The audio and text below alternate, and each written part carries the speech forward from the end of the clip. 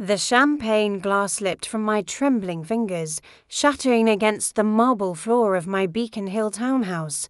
37 years of marriage, and Harold was gone. The funeral had been beautiful, exactly what he would have wanted. White lilies, his favourite Mozart concerto, and half of Boston's elite paying their respects to one of the city's most successful real estate developers. But as I stood there in my black Chanel dress, watching my only daughter Veronica smooth down her designer skirt and clear her throat, I knew something was terribly wrong. The way she looked at me, not with grief or compassion, but with calculation, sent ice through my veins. Her next words would haunt me for months. "Mother, I think it's time we had a serious conversation about your future, about what's best for everyone. I'm Evelyn Blackwood, and at 72, I thought I knew my daughter better than anyone. I was about to discover how wrong I could be.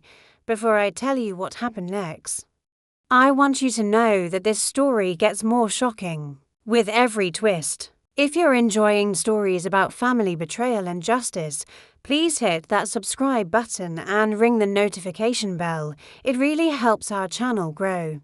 And if you have your own story about being underestimated by family members, share it in the comments below.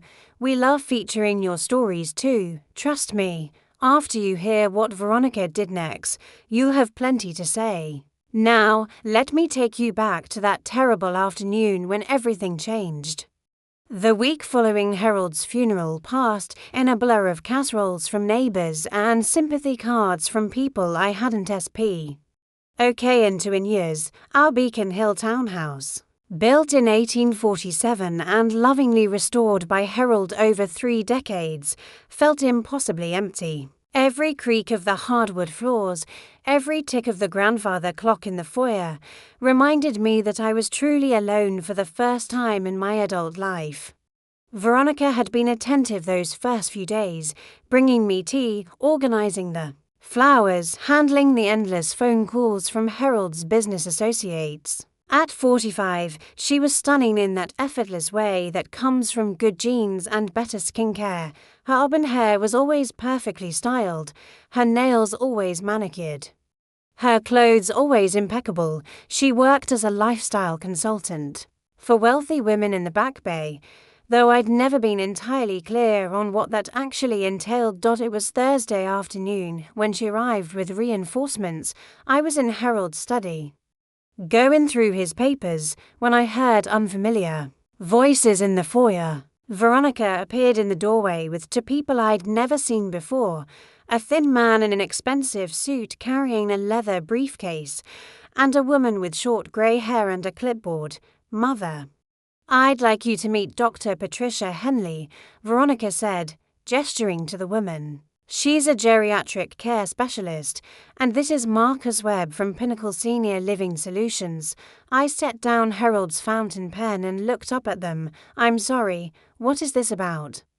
Dr. Henley stepped forward with what I recognized as a practiced compassionate smile. "Mrs. Blackwood, your daughter is concerned about you living alone in this large house.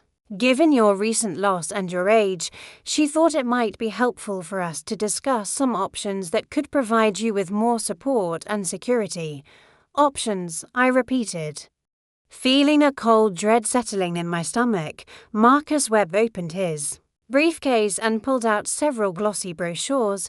"We represent some of the finest senior living communities in New England, places where you could have independence, but also access to healthcare, social activities, and peace of mind for your family." I looked at Veronica, who was studying her manicured nails. "You want to put me in a nursing home." "Not a nursing home, Mother, a senior living community. The Willows at Concord is absolutely beautiful, like a resort. You'd have your own apartment, gourmet meals, a library, even a spa." She finally met my eyes, and I saw something there that chilled me more than her words. Impatience, calculation, greed. "I see. And what happens to this house?" "Well, obviously it would need to be sold to pay for your care," she said, as if this were the most reasonable thing in the world. Don't worry about any of that. I can handle all the details. I stood up slowly, using Harold's desk to steady myself, at 72. I might have moved a bit more carefully than I used to, but my mind was as sharp as ever. Sharper, perhaps, than my daughter realized. That's very thoughtful of you all to be concerned about my welfare, I said carefully, but I think I'd like to take some time to consider this. Perhaps you could leave the materials, and I'll review them over the weekend. Dr. Henley and Marcus Webb exchanged glances with Veronica, who looked frustrated but nodded. Of course, Mother, take all the time you need. We just want what's best for you. After they left, I sat in Harold's leather chair and stared out the window at the gas lamps lining our tree-lined street. 43 years I'd lived in this house.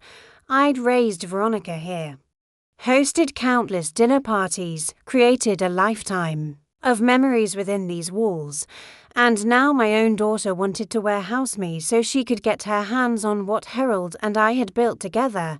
But there was something else. Something that made her eagerness even more disturbing. Something Veronica didn't know about Harold's business dealings. Something that would make this house and everything in it worth far more than she could possibly imagine. That evening, I made myself a cup of Earl Grey and climbed the narrow stairs to Harold's private office on the 3rd floor, a room Veronica had never shown much interest in. It was here that Harold had conducted his most sensitive business, away from the main study where he met with clients and handled routine matters. I opened the antique secretary desk that had belonged to Harold's grandfather and withdrew the key to Harold's private safe, hidden behind a false panel in the built-in bookshelf. My hands shook slightly as I turned the combination. Our wedding date, then Veronica's birthday, then the date we'd bought this house. Inside were Harold's most important documents, our wills, insurance policies, deeds to properties, and a manila folder labeled Project Beacon in Harold's careful handwriting. I'd known about Harold's various real estate investments, of course, but this folder contained details about something much bigger. For the past 5 years, Harold had been quietly assembling a consortium of investors to develop a massive mixed-use project on the Boston waterfront. The project had been kept completely secret while they acquired the necessary properties and permits, according to the documents. Construction was set to begin in 6 months, and Harold's consortium controlled the majority stake. The projected profits were staggering, enough to make our family wealthy beyond anything Veronica could imagine. But here was the crucial detail: Harold's will left everything to me, with the understanding that I would provide for Veronica as I see fit. Under Massachusetts law, I had complete control over how to distribute the estate. Veronica would inherit nothing automatically. There was more: a letter from Harold, dated just 2 weeks before his heart attack, addressed to me. My dearest Evelyn, if you're reading this, then I'm gone, and you're probably wondering what to do with all of this. I've left everything to you because I trust your judgment more than anyone's. You've always been the wiser one in our partnership, even when I was too proud to admit it. I have concerns about Veronica. I know you see it too, the way she looks at what we have, not who we are, the friends she keeps, the lifestyle she maintains on her modest income.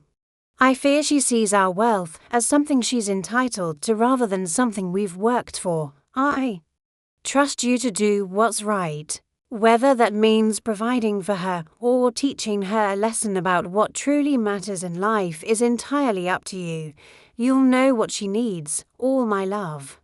Harold folded the letter carefully and placed it back in the safe, so Harold had seen it too, the entitled gleam in our daughter's eyes, the way she'd started treating our home like her future inheritance rather than our current residence. He'd left the decision in my hands, trusting me to handle whatever came next. I thought about Veronica's visit that afternoon, the way she'd brought strangers into our home without asking. The casual way she discussed selling the house as if it were already hers. The complete lack of consideration for what I might want for my own life. My daughter thought I was a helpless old widow, ready to be managed and manipulated. She had no idea that I'd been Harold's true partner in building our fortune, that I understood every aspect of our business better than she ever would.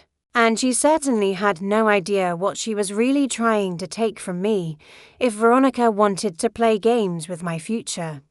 Then I would show her exactly how dangerous it could be to underestimate Evelyn Blackwood. I spent the weekend researching everything I could about geriatric care specialists and senior living communities. What I discovered made my blood boil.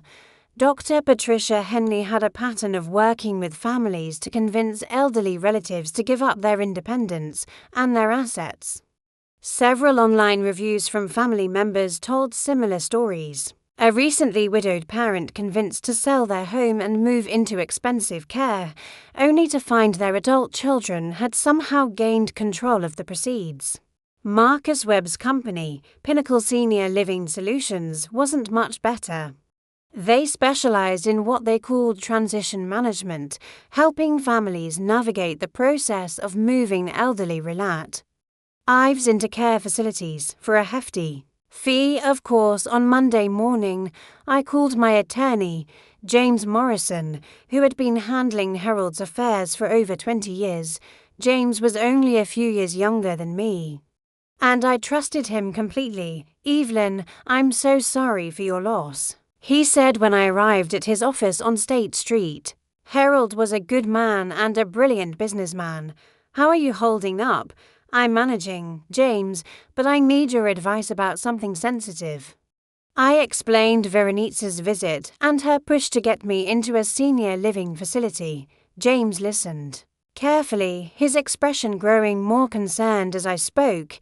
"Evelyn, you need to be very careful here. What you're describing sounds like the beginning of what's called granny grabbing, adult children who try to gain control of their elderly parents' assets under the guise of providing care. Do you have any reason to believe Veronica is aware of the full extent of Harold's estate?" "I don't think so. She knows we're comfortable, but she has no idea about Project Beacon or the other investments." James nodded grimly. "That might actually make this more dangerous. If she's making these moves based on what she thinks your assets are worth, imagine what she might do if she knew the real numbers. What are my options? Legally, you're in complete control. Harold's will is ironclad, and you have no obligation to provide Veronica with any inheritance at all. But if she's determined to pursue this course of action, she might try to have you declared incompetent or unable to manage your own affairs." The thought sent a chill through me. She could do that.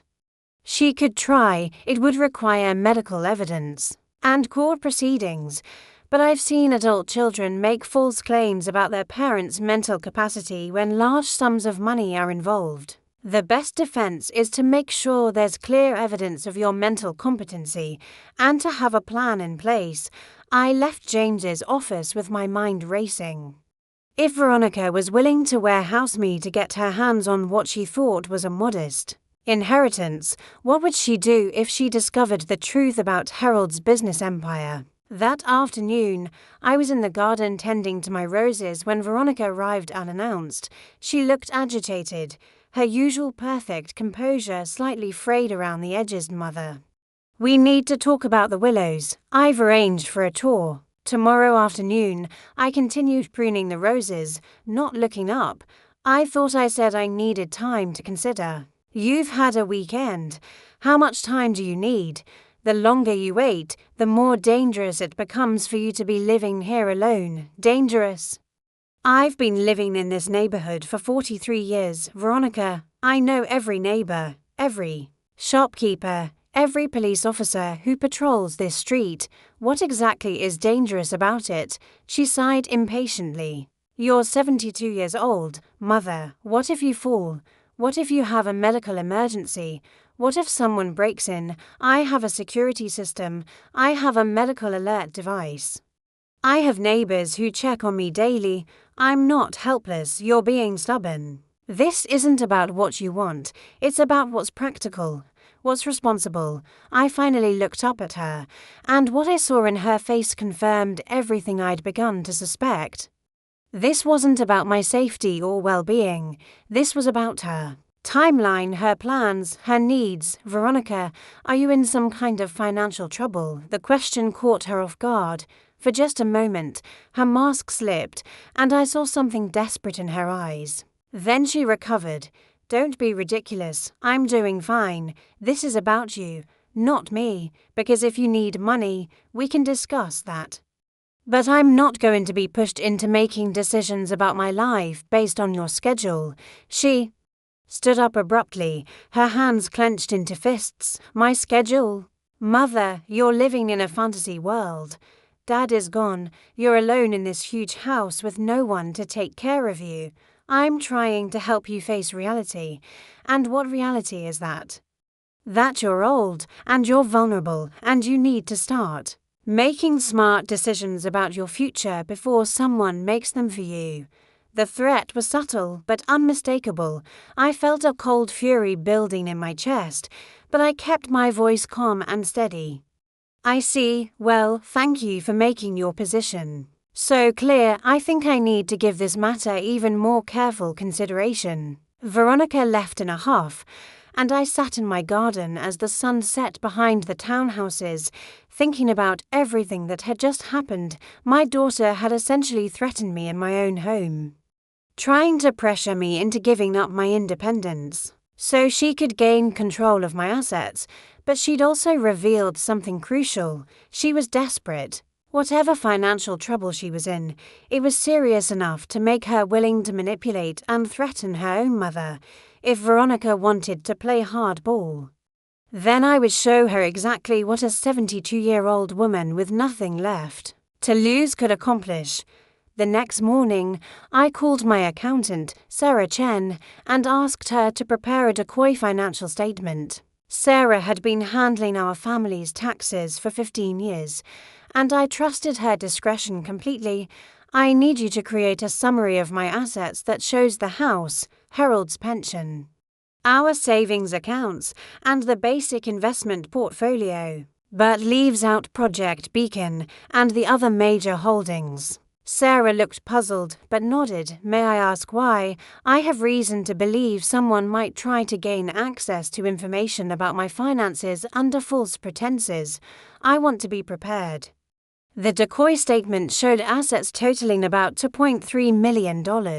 Substantial, but nowhere near the actual value of Harold's estate. It was exactly the kind of inheritance that might tempt a financially desperate daughter into making rash decisions. Next, I visited my doctor, Dr. Elizabeth Warren, for a complete physical and cognitive assessment. I explained that I wanted documentation of my mental and physical competency for legal purposes. Dr. Warren, who had been treating me for over a decade, was happy to oblige. Mrs. Blackwood, you're in remarkable health for your age. Your cognitive function tests are excellent, better than many people 20 years younger. If anyone questions your mental capacity, these results will speak for themselves. Then I did something that would have shocked Veronica if she'd known about it. I hired a private investigator. Thomas Riley was a former Boston police detective who specialized in financial fraud and family disputes. I met him at a small cafe in Cambridge, far from any place Veronica might see us. I need you to look into my daughter's financial situation, I told him, quietly and thoroughly. I have reason to believe she's in serious debt, and I need to know exactly what I'm dealing with. Thomas was professional and discreet. Within a week, he had a complete picture of Veronica's finances, and it was worse than I'd imagined. She owed over $180,000 in credit card debt, had taken out multiple loans against her condo, and was 3 months behind on her car payments. Her lifestyle consulting business was essentially bankrupt, surviving only on loans from clients who were actually friends doing her favors. Most disturbing of all, she'd already been to 3 different estate attorneys. asking about the process for having an elderly parent declared incompetent. Mrs. Blackwood, Thomas said when he delivered his report, "Your daughter is in serious financial trouble, and she's already taking steps to gain control of your assets. You need to be very careful." I studied the photographs he'd taken of Veronica, meeting with lawyers, the copies of her debt statements, the evidence of her desperation. My heart broke a little, seeing how far my daughter had fallen, but I also felt a cold resolve settling over me. If Veronica wanted to treat me like a helpless old woman standing between her and a fortune, then I would give her exactly what she expected to see. The next afternoon, when she arrived for our scheduled discussion about the Willows, I was ready. "Oh, Veronica, I'm so glad you're here," I said, letting a slight tremor creep into my voice. "I've been thinking about what you said, and I'm starting to realize you might be right." She looked surprised but pleased. "Really, I had such a scare yesterday. I was coming down the stairs and I felt so dizzy, I had to sit down right there on the steps. What if I'd fallen? What if no one had found me?" None of this had happened, of course, but Veronica's eyes lit up with what she probably thought was concern, but looked more like excitement to me. Double quote, "So, Mother, that's exactly what I've been worried about. The Willows has 24-hour medical staff. You'd never have to worry about something like that happening. And you really think I should sell the house?" "I think it's the practical thing to do. The house is so large, and the upkeep costs must be enormous. Selling it would give you the resources you need for the very best care." I nodded slowly, as if I were an old woman finally accepting reality instead of a sharp-minded 72-year-old who was setting the most elaborate trap of her life. "You know, there is something I should probably tell you, something about your father's business that I haven't mentioned." Veronica leaned forward eagerly. "What is it?" I pulled out the decoy financial statement Sarah had prepared. "I found this in your father's papers. I'm not sure I understand all of it, but it looks like we have more money than I thought." Veronica's hands trembled slightly as she examined the fake documents. I watched her do the math in her head. The house was worth at least $1.8 million, plus the other assets shown on the statement. After paying for a few years at an expensive senior living facility, there would still be well over $1 million left, more than enough to solve all her financial problems. This is wonderful, Mother. It means you can afford the very best care, and you won't have to worry about money ever again. But what about you, dear? Your father always intended to provide for you. Don't worry about me. I'm doing fine. This is about making sure you're safe and comfortable." The lie came so easily to her lips as I watched my daughter calculating how to manipulate me out of what she thought was my inheritance. I felt the last of my maternal guilt evaporate. Veronica thought she was manipulating a confused old widow. What she was actually doing was walking straight into a trap that would expose her true character and teach her the most expensive lesson of her life. Over the next 2 weeks, Veronica became the most attentive daughter in Boston. She visited daily, bringing flowers and groceries, helping me organize Harold's papers, and constantly reinforcing how much safer I'd be at the Willows. She'd even arranged for me to have lunch with Dr. Henley and Marcus Webb to discuss the transition process, but I wasn't the only one watching Veronica. Thomas Riley had been documenting her activities, and what he discovered made my blood run cold. She's been meeting regularly with a lawyer named Richard Stavros, Thomas reported during one of our discreet meetings. Stavros specializes in elder law, but not the kind that protects elderly clients. He helps families gain control of elderly relatives' assets through conservatorship proceedings. Conservatorship. It's a legal process where the court appoints someone to manage another person's affairs if they're deemed incapable of doing So themselves, your daughter has been asking about having you declared mentally incompetent. The betrayal cut deeper than I'd expected. One thing to be greedy about an inheritance. It was another entirely to try to have your own mother declared mentally unfit. There's more, Thomas continued. She's also been in contact with a company called Cascade Property Management. They specialize in quick house sales for families dealing with elderly relatives. I felt sick to my stomach. Veronica wasn't just planning to put me in a nursing home. She was planning to have me declared incompetent so she could sell our family home out from under me and control her. All the proceeds, but Thomas had saved the worst news for last. Mrs. Blackwood, your daughter has also been meeting with someone else, someone who concerns me very much. He showed me photographs of Veronica having coffee with a man I didn't recognize, tall, well-dressed, with the kind of predatory smile I'd learned to distrust during my years in Boston society. His name is David Kellerman. He's what's known as a wealth advisor for people who inherit large sums unexpectedly. His specialty is helping clients access their inheritances quickly, usually through high-interest loans secured by expected inheritance payouts. She's borrowing money against my estate, it appears so, and Kellerman's clients usually end up losing far more than they ever inherit. He's basically a loan shark who targets people dealing with family money. I stared at the photographs, feeling a mixture of rage and heartbreak that I'd never experienced before. My daughter hadn't just decided to manipulate me, she'd assembled an entire team of predators to help her do it. But the most devastating betrayal was yet to come. The next day, Veronica arrived with someone I hadn't expected to see, my grandson. Michael, at 28, Michael was the light of my life, a brilliant young lawyer who worked for a non-profit organization, fighting for tenants' rights. He'd always been close to both Harold and me, and I'd assumed he was nothing like his money-obsessed mother. Grandma Eve, he said, using the childhood nickname that never failed to make me smile. Mom asked me to come talk to you about the senior living situation. My heart sank. If Veronica had managed to turn Michael against me, then I was truly alone in this fight. She's worried about you living in this big house by yourself, Michael continued.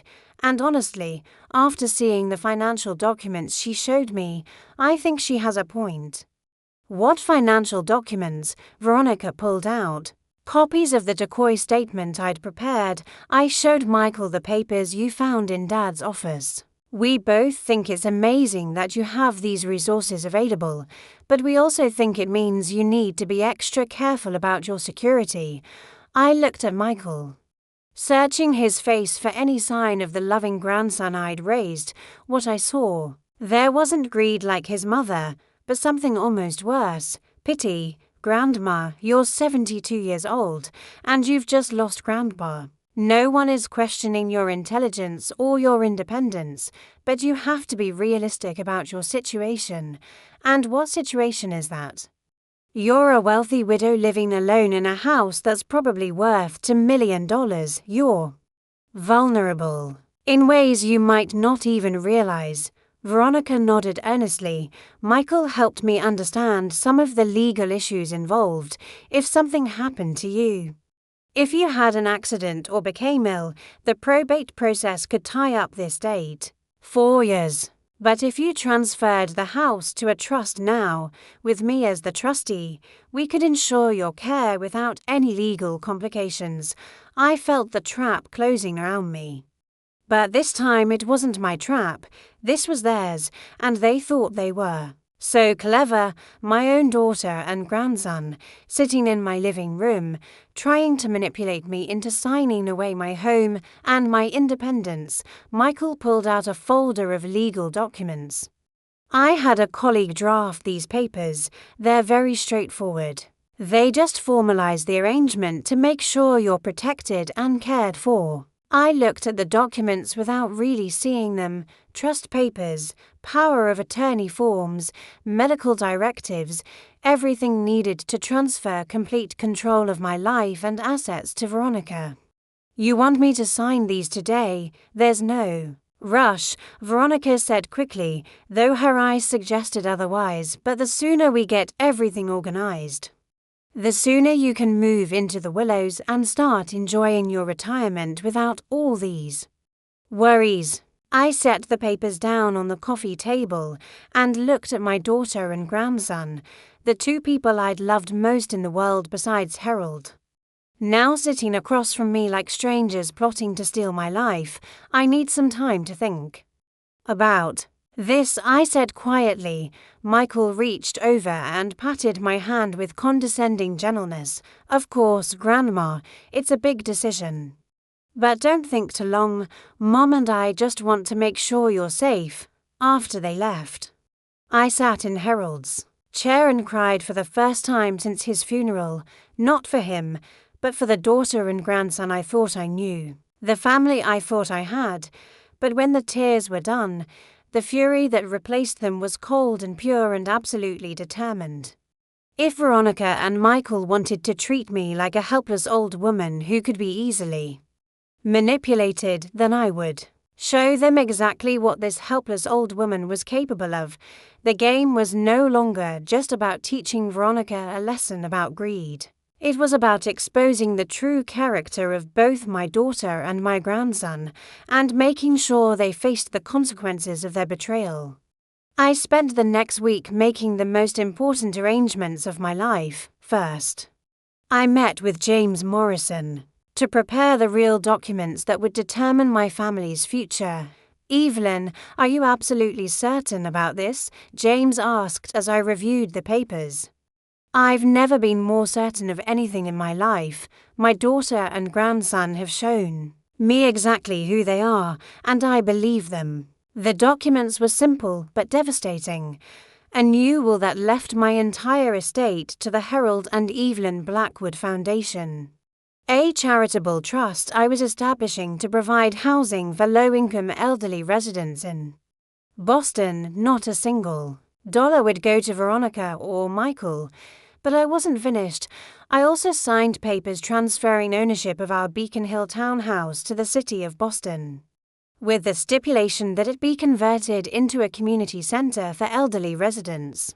The transfer would take effect immediately upon my death, making it impossible for anyone to contest or overturn. "And the project Beacon Investment?" James asked. "The foundation will take ownership of Harold's stake in the consortium. The profits from the development will fund elderly housing projects throughout New England for the next 50 years. James looked at the numbers one more time and whistled softly. "Evelyn, you're giving away approximately $12 million. I'm giving away Harold's legacy to people who will appreciate it and use it to help others. My daughter and grandson have made it clear they see our wealth as something they're entitled to rather than something we earned through hard work and careful decisions." Next, I called Veronica and asked her to arrange a meeting with Michael, Dr. Henley, Marcus Webb, and David Kellerman, the entire team of people who'd been circling around my supposed vulnerability. "Lee Vultures, of course. Mother, are you ready to move forward with the arrangements?" "I think it's time to make some final decisions," I said. We met at James Morrison's law office on a grey Thursday morning in October.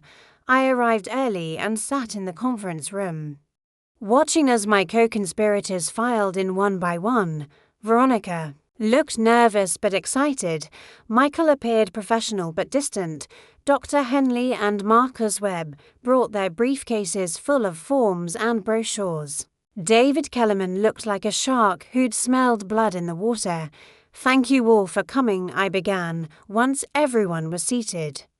"I've given a great deal of thought to everything we've discussed over the past month, and I've made some decisions about my future."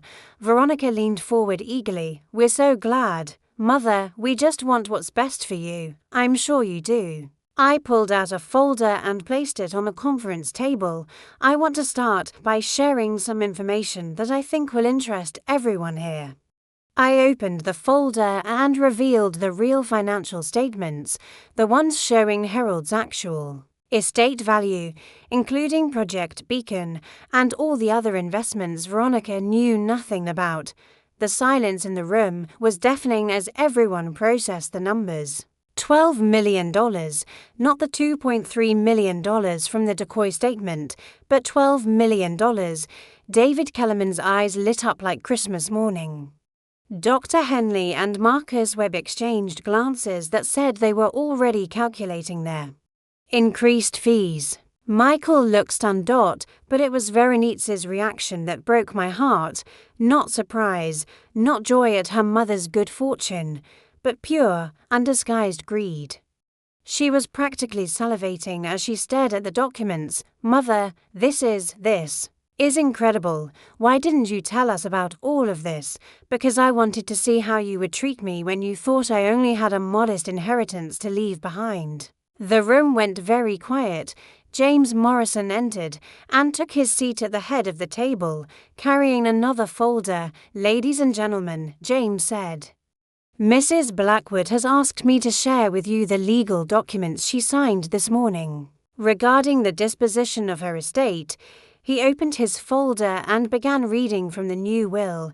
With every word, I watched the faces around the table change from excitement to confusion to horror. The entire estate of Harold and Evelyn Blackwood, valued at approximately $12 million, will be transferred to the Harold and Evelyn Blackwood Foundation, a charitable trust established to provide housing and services for low-income elderly residents throughout New England. Veronica shot to her feet. What? Mother, you can't be serious.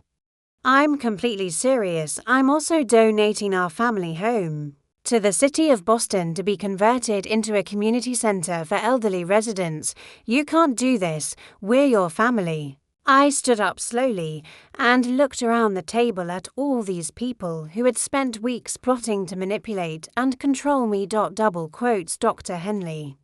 You specialize in convincing elderly people that they're incapable of managing their own lives. Marcus Webb. Your company profits from breaking up families and warehousing elderly people in institutions they don't want to live in.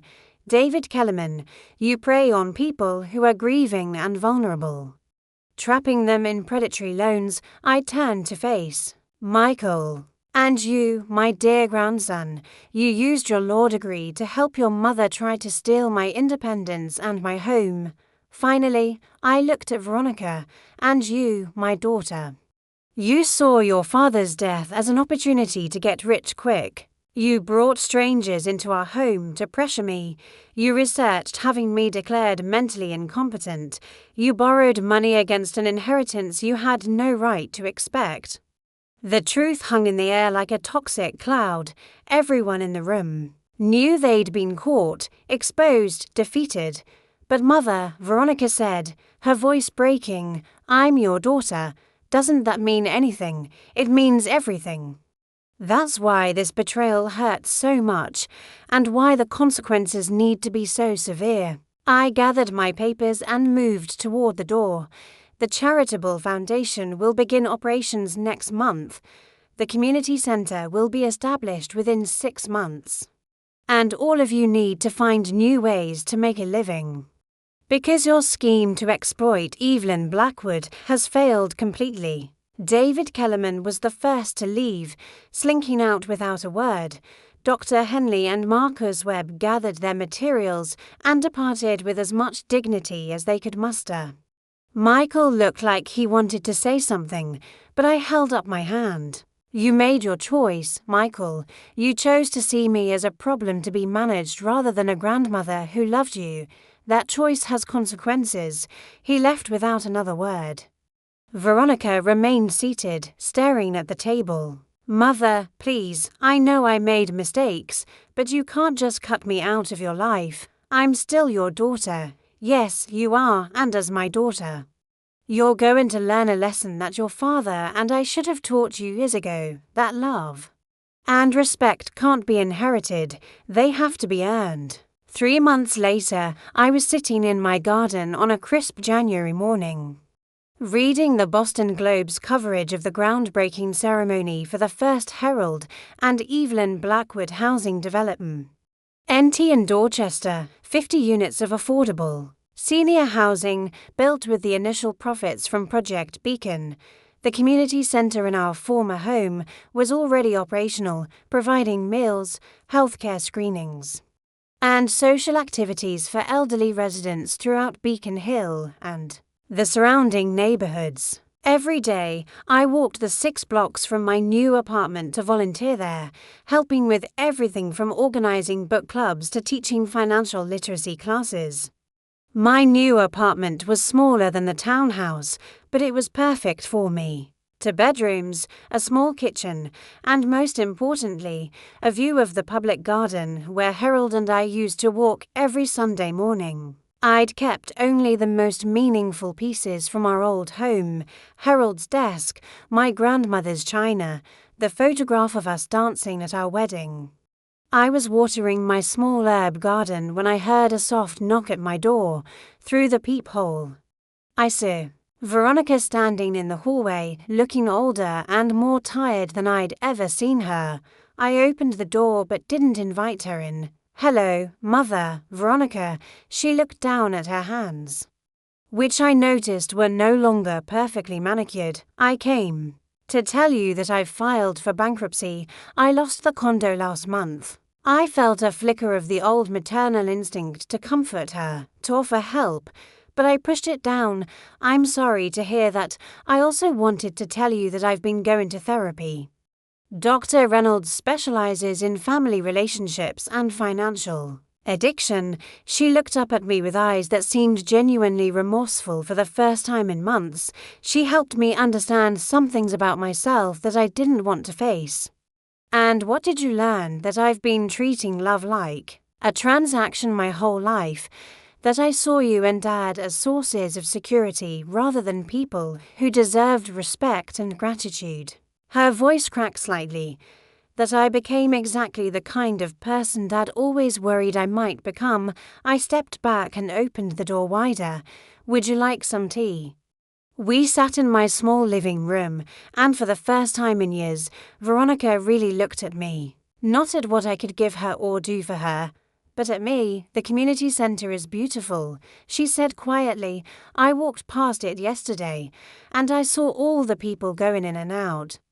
There was this elderly man teaching a group of children how to play chess, and this woman leading what looked like a knitting circle. It felt alive." "Your father would have loved seeing it," I said. "I keep thinking about what you said that day in the lawyer's office, about earning love and respect instead of inheriting it. I don't think I've ever earned anything in my life." I set down my teacup and studied my daughter's face. The desperation was gone, replaced by something I hadn't seen in years: humility. "What are you going to do now?" "I got a job at a non-profit that helps people with debt counseling. The pay is terrible, but the work feels meaningful. For the first time in my adult life, I'm helping people instead of just taking from them." We sat in silence for several minutes, and I found myself remembering the little girl who used to help me bake cookies for the church fundraiser, who cried when we had to put down our old dog Rex, who once spent her entire allowance on flowers for her teacher who was having a hard time. "Veronica, I want you to understand something. What I did wasn't just about the money. It was about showing you who you had become and giving you a chance to decide who you wanted to be. Instead." She nodded, tears streaming down her face. "I know, and I want you to know that I understand why you did it. You were protecting yourself from me, your own daughter. That's something I have to live with. The question is, what are you going to do with that knowledge?" She wiped her eyes with the back of her hand. "I want to earn my way back into your life, not because I expect anything from you, but because I miss my mother.